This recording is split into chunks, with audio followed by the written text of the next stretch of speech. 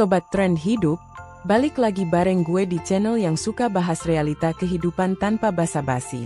Kali ini kita bakal ngebahas topik yang cukup sensitif tapi juga bikin penasaran.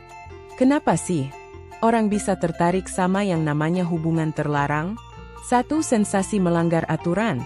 Yap, yang pertama dan paling sering terjadi karena rasa deg-degan.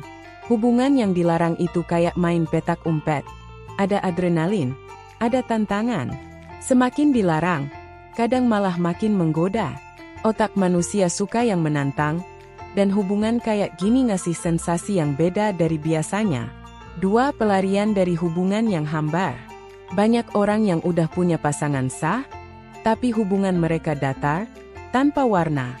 Nah, pas ketemu orang baru yang perhatian, bisa diajak ngobrol seru, langsung muncul perasaan hidup kembali. Padahal, itu cuma ilusi sesaat. Hubungan lama butuh perbaikan, bukan pelarian. Tiga, kekaguman yang berlebihan. Kadang hubungan terlarang dimulai dari kekaguman. Entah itu ke atasan, teman kerja, atau bahkan sahabat sendiri. Rasa kagum itu pelan-pelan bisa berubah jadi rasa suka kalau nggak dikontrol. Dan karena orang yang dikagumi, nggak seharusnya disukai, justru jadi makin menarik. Empat, kesempatan dan kedekatan. Orang sering bilang, cinta datang karena terbiasa. Dan itu benar. Apalagi kalau sering ketemu, ngobrol, curhat bareng.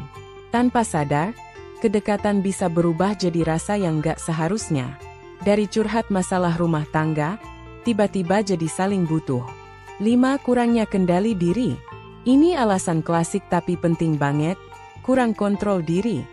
Kadang udah tahu salah, tapi tetap dijalanin. Karena pikirannya cuma mikirin sekarang, nggak mikir ke depan. Padahal, satu langkah salah bisa bikin hidup berantakan. 6. Merasa dihususkan. Dalam hubungan terlarang, biasanya kedua pihak merasa istimewa. Dia memilih aku, padahal dia punya pasangan. Rasa itu bisa bikin ego melambung. Padahal, bisa aja itu cuma nafsu sesaat yang dikemas manis.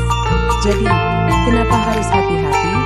Karena hubungan terlarang itu kayak jalan pintas yang kelihatannya menyenangkan, tapi ujungnya curang.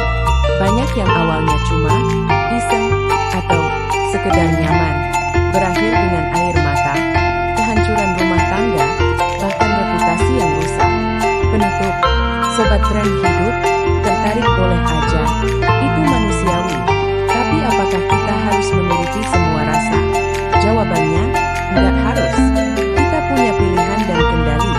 Jangan biarkan emosi sesaat menghancurkan masa depan yang udah kita bangun.